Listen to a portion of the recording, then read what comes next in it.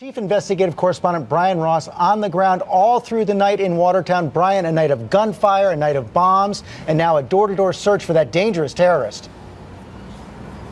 That's right, George, and dangerous is the word. The FBI had described them yesterday as armed and extremely dangerous. Those words are certainly true. Residents of this town have been told they may not leave their homes. They cannot go in cars. All stores have been shut. This town is shut down as a terrorist is somewhere in the vicinity. It began with the robbery of a convenience store in Cambridge around 10:30 Thursday night. A surveillance camera inside the store captured the image that matched the man identified only 5 hours earlier as suspect number 2 in the marathon bombings. A short while later, on the campus of MIT in Cambridge, a shootout that left an MIT police officer dead. Next, the two men carjacked a Mercedes SUV and led police on a wild, violent chase through the streets of Cambridge into neighboring Watertown. We have reports that they have explosives here at the scene. There are explosives here at the scene. There's definitely hand grenades and automatic gunfire. The two men firing weapons and tossing explosives from the car at pursuing police.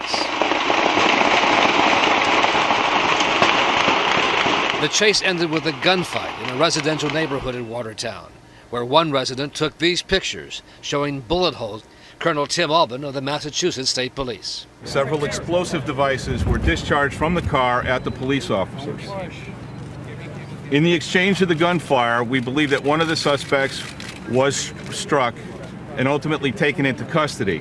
Suspect number 1 later died from his wounds. He was in a traumatic arrest with CPR ongoing. We spent about 10-15 minutes trying to resuscitate this patient. At 1:35 in the morning, he was pronounced.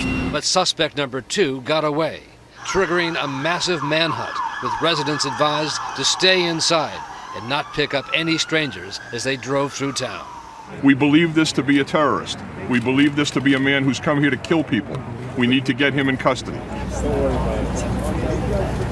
There are several thousand police officers and National Guardsmen who have been assigned to Watertown in a door-to-door search for this terrorist. They don't know where he is, and at every single report they get, you see dozens of cars chasing this way, that way. One of our producers was even told, keep your cell phones off if you want to stay alive.